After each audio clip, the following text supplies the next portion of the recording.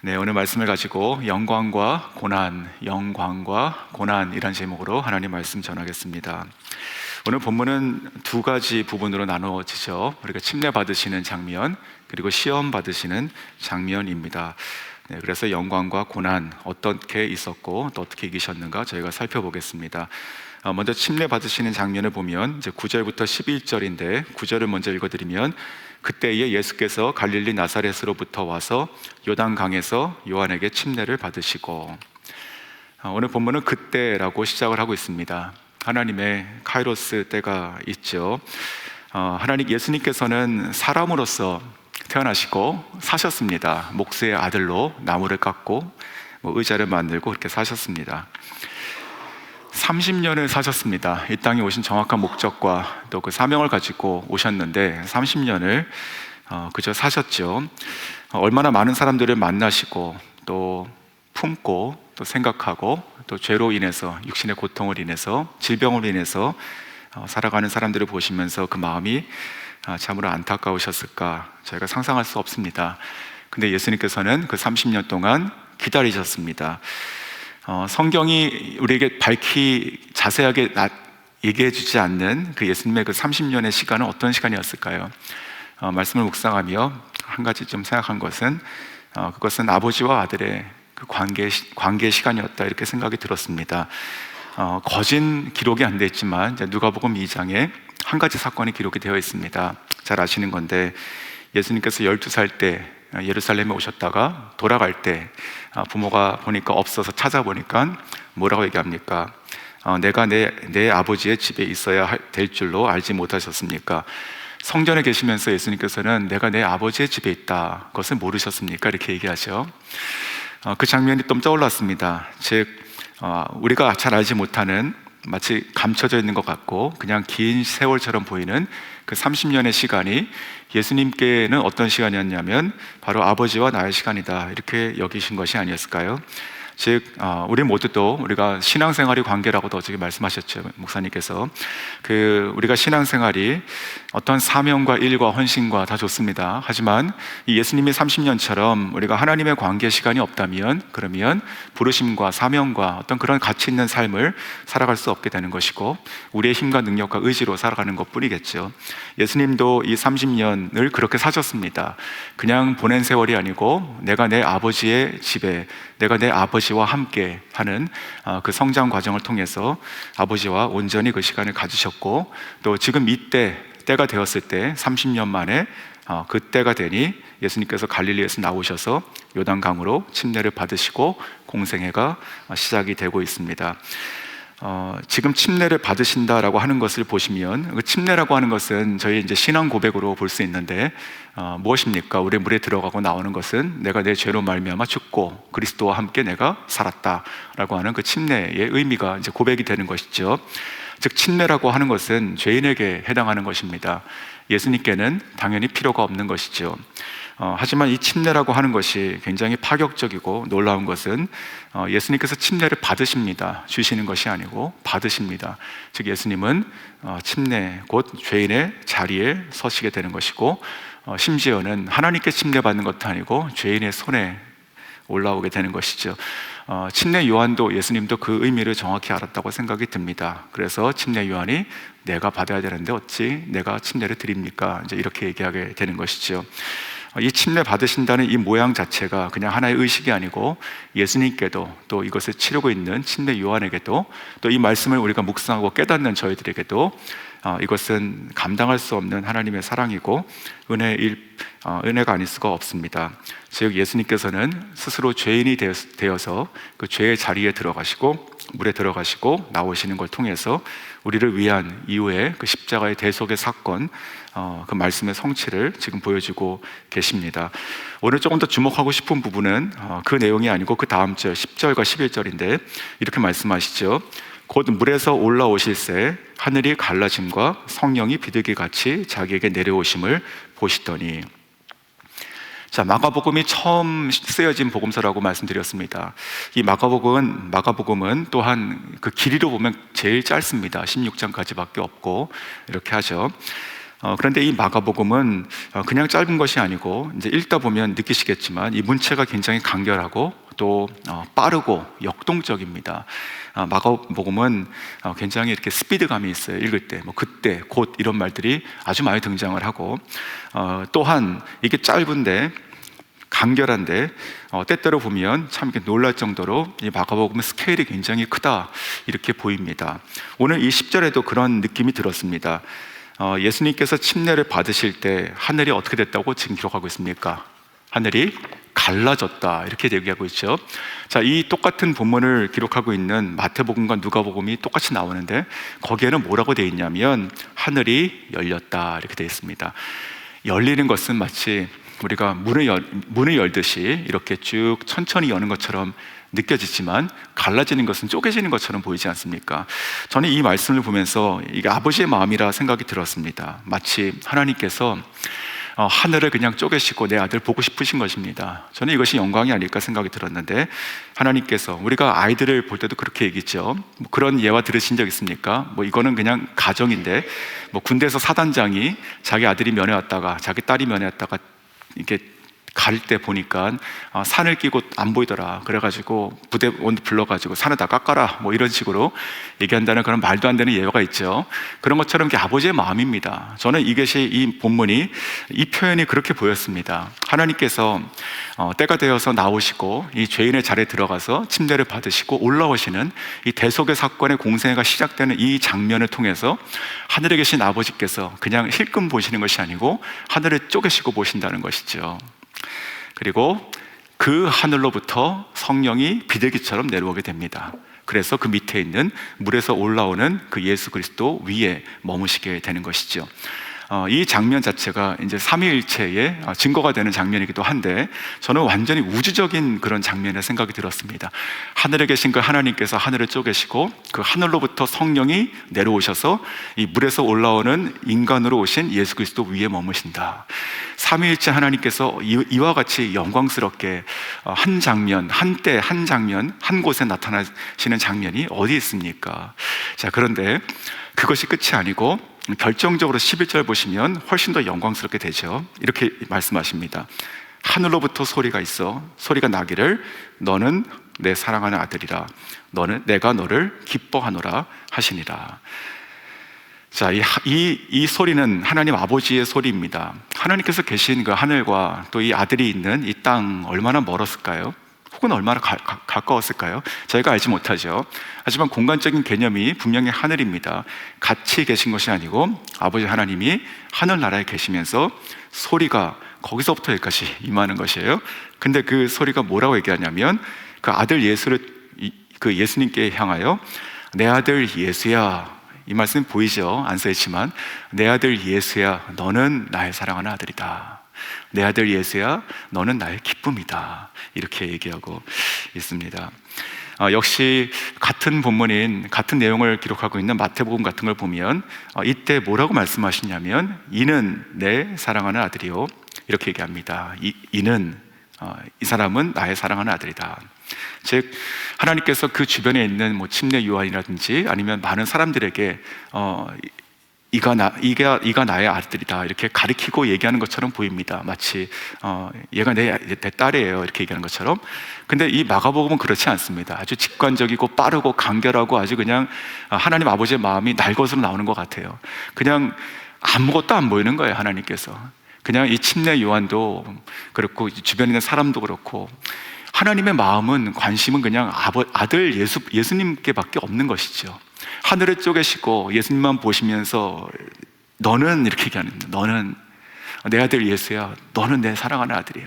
내 아들 예수야, 너는 나의 기쁨이야. 이렇게 얘기합니다. 이 하나님 아버지의 마음이 참 얼마나 크시고 또 얼마나 이렇게 그 눈물이 있는 마음입니까 이게. 왜냐하면 지금 침례를 받으시는 것이 이게 죄인의 자리고 또 결국은 이것이 십자가의 대속으로 가는 그 시작 아닙니까? 그러면 아버지로서 아들도 그렇고 아버지도 그렇고 뭐 성령님도 그렇고 다 아시는 겁니다. 사람은 이때 모른다 하더라도 그러니까 하나님과 이 아들은 정확히 알고 그 목적으로 오시고 그 일을 지금 시작하시는 거 아닙니까?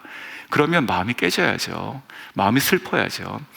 허락은 하지만 눈물로, 그리고 쳐다볼 수 없는 그런 마음이 있어야죠. 사람이 내 아들이 죽으러 가는데, 근데 지금 하나님 아버지의 마음도, 그리고 그것을 기뻐하시는 성령님도, 또 이 물에서 나오시는 예수님도 다 기뻐하신다고요.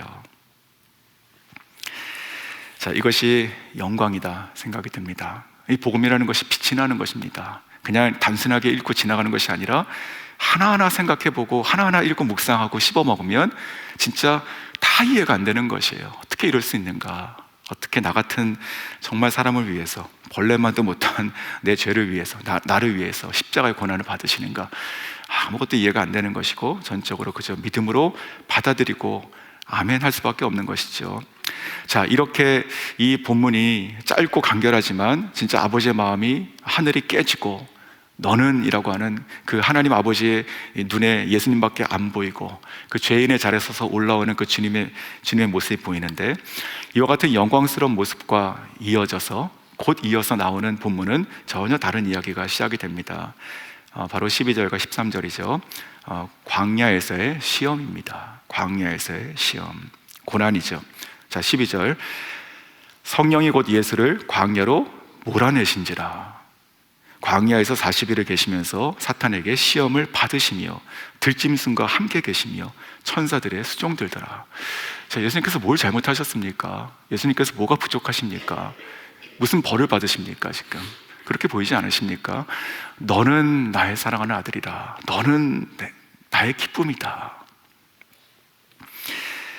그 사랑이 영원할 것 같지 않습니까? 그 관계가 우리의 입장으로 보면 그냥 계속 같이 있고 좋고 기뻐하고 웃고 그러셔야 될 것 같지 않습니까? 근데 성령께서 어떻게 하십니까? 곧 이어서 이 예수님께서 일어나시고 곧 이어서 바로 하신 것이 무엇이냐면 성령께서 광야로 몰아내신다고요. 하나님 아버지께서 그렇게 하신다고요. 광야에서 40일을 금식하시면서 또 기도하시면서 그냥 그 시간을 견디고 오신 것이 아니라 사단의 시험을 받으신다고요. 고난을 받으신다고요. 하나님께서는 저와 여러분을 창조하실 때 무엇을 주셨습니까? 저와 여러분을 창조하실 때 동산을 만들어 주셨죠. 거기에 뭐가 있었어요? 모든 실과가 있었어요. 무엇이든지 다 먹어라 내 아들아, 이렇게 하셨어요. 근데 하나님께서 정작 진짜 하나님의 아들이신 예수 그리스도에게 어떻게 하신다고요? 광야로 내모신다고요. 그리고 거기에 실과와 이런 안전장치가 있는 것이 아니고 뭐가 있다고요? 들짐승이 있다고요. 이것도 아버지의 마음인 것이죠. 저희가 이해할 수 없는 아버지의 마음인 것이죠. 그래서 오늘 이 짧은 6절의 본문을 보면 이것이 천천히 묵상되면 그러면 저희들에게 혼란스럽다는 것이죠.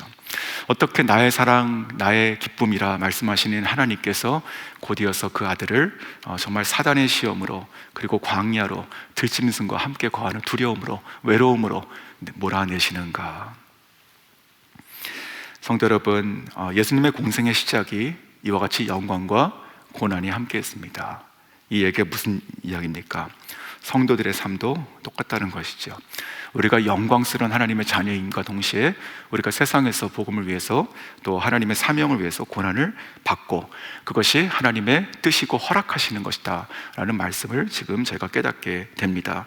그러므로 나는 하나님을 믿고 그저 복만 바라고 영광만 바라고, 어제 똑같은 말씀 해주셨죠. 그렇게 기복적인 신앙, 우리가 금신앙의 신앙을 갖는 것이 아니라, 금송아지 신앙을 갖는 것이 아니라, 우리가 말씀대로 예수님이 살아가신 대로, 그리고 성경에 있는 수많은 우리가 닮고 싶고 바라고 열망하는 그 믿음의 위인들처럼 우리도 복음을 위해서 고난도 받는 것이죠.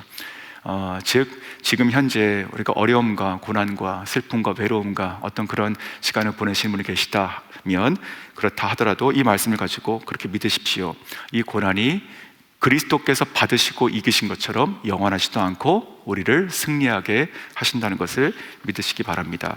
이 모든 것이 우리가 저주를 받고 하나님 시야에서 물러나고 없어지고 이런 것이 아니라, 이 모든 것이 하나님께서 이 아들을 영광스럽게 부르시고 너밖에 안 보인다라고 말씀하시는 이 순간도 성령께서 함께 하신 것이고, 이 아들이 마치 하나님이 안 계신 것처럼 광야에 들짐승과 함께 거했던 그 시간도 성령께서 함께 하신 것이다.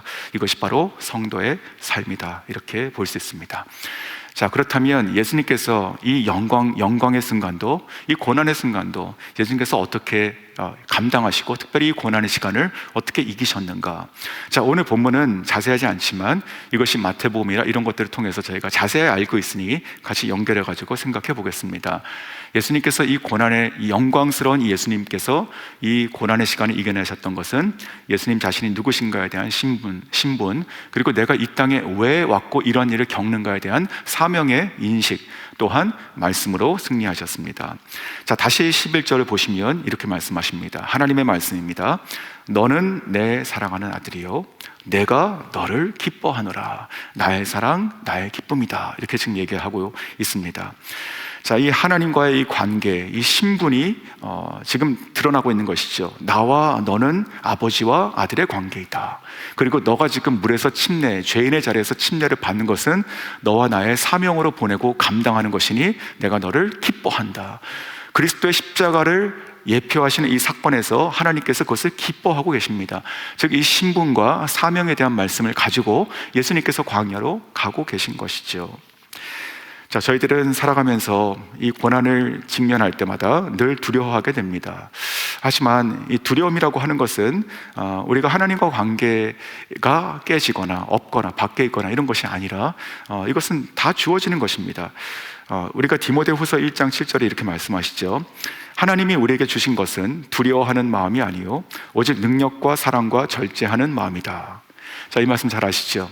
우리 가운데 있는 이 두려움이 사실 그 실체가 없고 하나님께서 주시는 것이 아니고 우리가 두렵고 우리가 감당해야 되는 사명들이 있지만, 그러나 우리는 그 두려움에 휩싸여서 주저앉을 것이 아니라 오직 하늘로부터 오는 능력과 사랑과 절제하는 마음으로 이겨나가라, 이렇게 말씀하시는데, 자, 이 유명한 구절 다음 절에 바로 이렇게 이어집니다. 디모데후서 1장 8절에 그러므로, 자, 우리가 두려움이 아니고 능력과 사랑과 절제하는 마음을 가졌으니 그러므로 너는 내가 우리 주를 증언함과 또는 주를 위하여 갇힌 자 된 나를 부끄러워하지 말고 오직 하나님의 능력을 따라서 복음과 함께 고난을 받으라.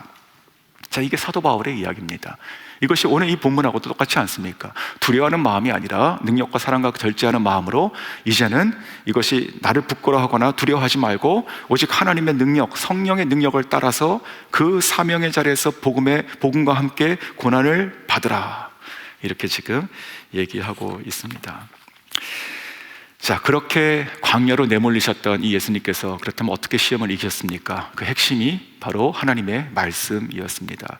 자, 오늘 본문에서는 40일 동안 광야에서 시험을 받으시고 사탄에게 시험을 받으시고 또 들짐승과 함께 거하셨으나 천사가 수종들더라, 즉 시험을 이기시고 나오시게 되는 것이죠. 자, 그런데 이것이 그 마태복음에는 저희가 상세하게 기록이 되어 있습니다. 잘 아시는 부분이죠. 어떻게 이겼냐면 우선 그 세 가지 그 유혹이 뭐였습니까? 이 돌이 떡이 되게 하라, 뛰어내리라, 그리고 나에게 절하라. 그럼 내가 세상을 다 주겠다. 그 얘기가 무슨 뜻이죠? 종합하면 하나님의 아들, 내가 다 알고 있으니까, 이 사단은 알잖아요, 실체를, 예수님을.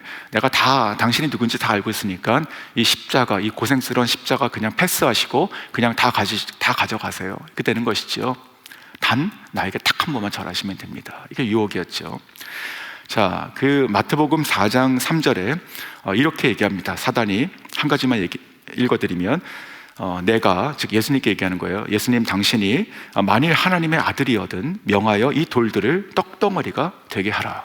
자, 이것도 신분을 지금 얘기하고 있습니다. 사단이 시험할 때 정확하게 예수 그리스도의 신분을 정확하게 알고 있어요. 당신이 하나님의 아들인 거 내가 알고 있습니다. 그러니 능력이 무한하니까 지금 40일 동안 광야에서 줄이고 있지 않습니까? 아무도 보지 않으니까 이 작은 돌 하나 그냥 떡으로 만들어가지고 잠깐 허기를 채우세요. 살아야 되지 않습니까?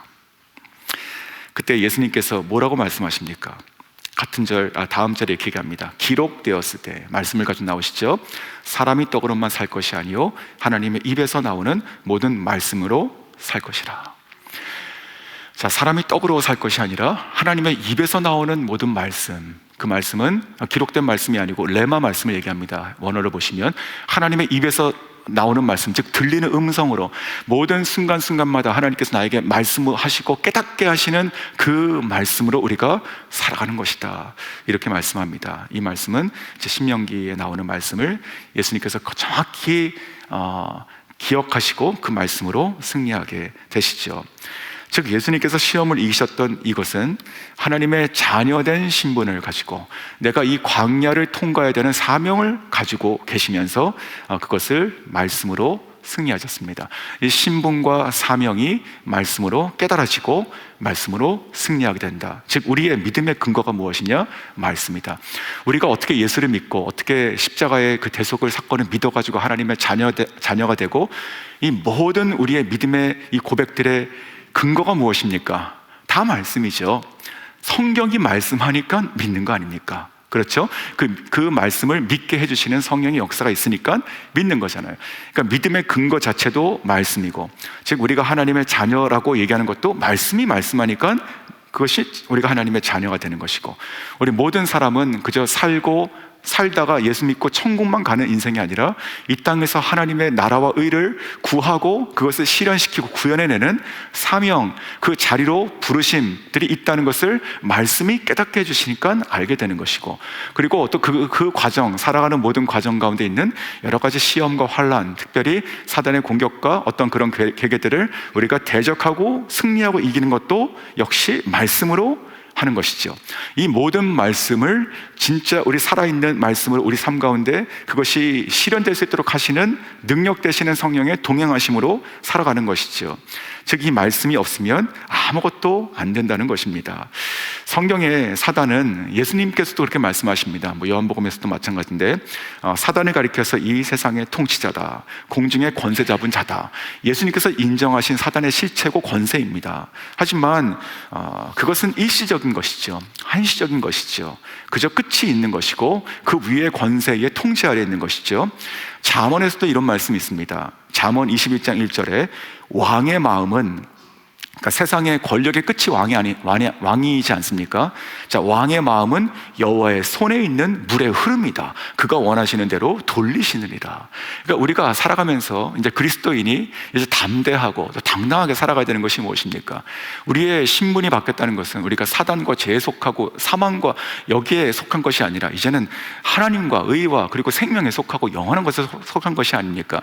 우리가 살아가면서 무슨 일이 얼마나 오래 있건 관계없이 우리의 신분과 소속이 하나님께 있으니 우리의 모든 인생은 하나님께서 지키시고 보호하시고 이끄신다. 자, 이 믿음이 있다면, 그렇다면 내 앞에 있는 그 상대가 그것이 누구건, 그 세상의 권력의 끝판왕의 왕이건 세상에 무엇이건 간에 그 위에 여호와의 손이 있어가지고 하나님께서 물의 흐름을 바꾸듯이 잠그고 여시듯이 그저 그 한 사람의 마음도 순간적으로 주님의 뜻대로 흐름을 바꾸실 수 있다. 자, 하나님께 붙어있고 하나님의 속한 자의 인생은 그와 같이 형통하게 하신다는 것을 우리가 믿게 되는 것이죠. 자, 예수님께서도 마찬가지입니다. 예수님께 지금 돌이 떡이 되게 하고 먹고 또 뛰어내려서 자신을 보이고 절을 하고 세상을 얻으라. 자, 이런 식으로 얘기하고 있었는데, 자, 이것이 우리 성도들에게는 뭐라고 얘기하고 있습니까? 우리 성도들에게는 이제 요한일서에 그런 말씀 나오지 않습니까? 우리가 육신의 정욕, 또 안목의 정욕, 또 이생의 자랑, 이런 것들을 추구하는 것들, 똑같은 그런 것이죠.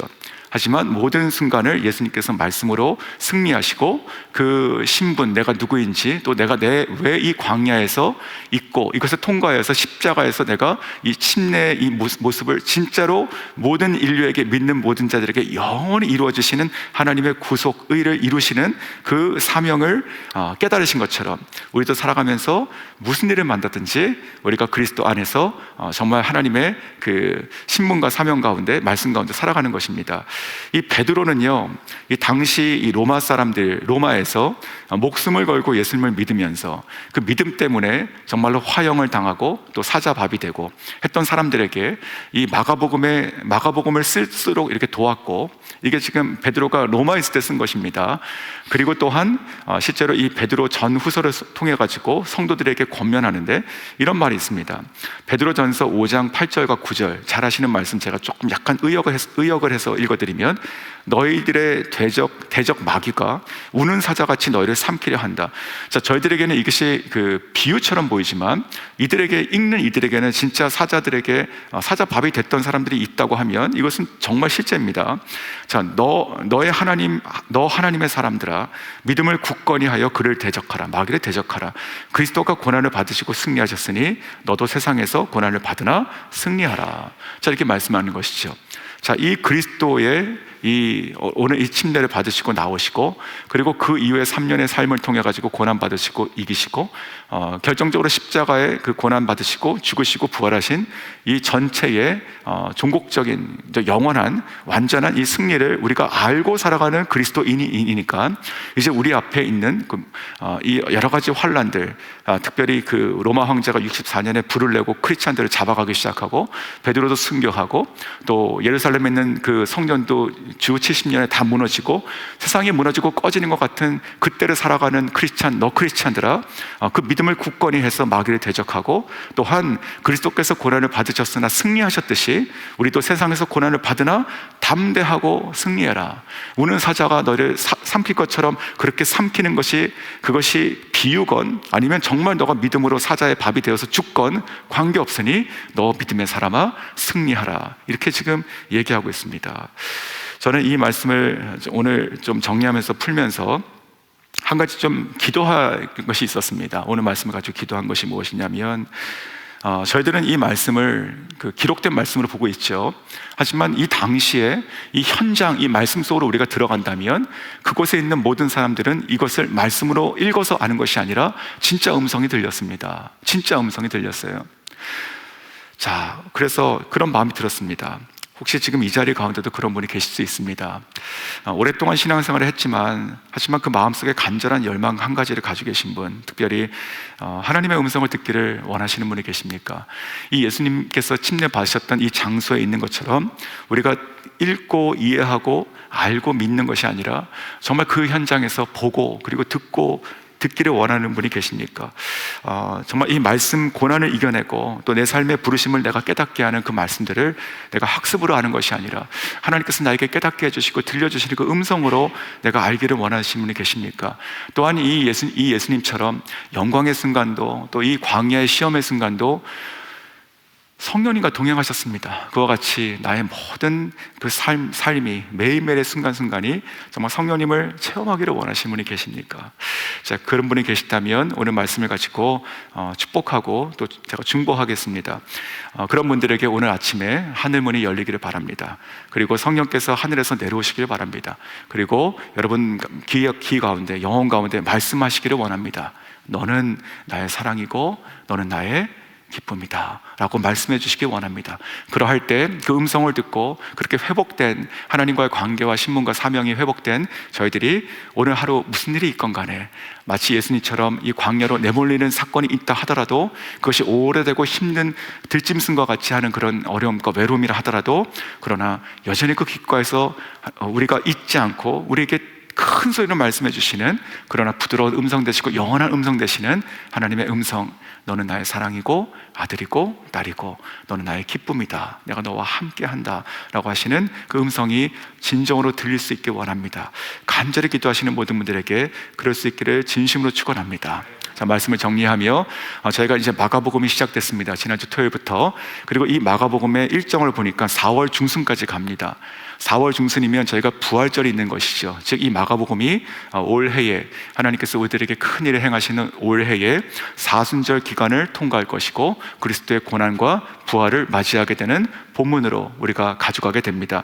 그래서 저희가 함께 기도하고 소망하고 기대할 것이 무엇이냐면, 가장 짧은 복음이지만 신약 성경을 열게 되는, 복음서를 열게 되는 그리스도의 복음에 시작되는 이 말씀을 가지고 저 여러분이 진정으로 신앙의 개혁이 일어나기 원하고, 진짜 성도로 마치 이 당시에 정말로 예수 때문에 살고 죽었던 사람처럼, 베드로처럼 바울처럼 우리가 되기를 소망하는 마음으로 이 마가복음을 통해서 우리가 깊이 주님의 말씀을 묵상하고 예수님과 동행하시고 말씀 속으로 들어가셔서 주님을 바라보시고 그 음성을 듣는 그 기적을 사모하시고 그러시는 저와 여러분 될 수 있기를 간절히 축원합니다.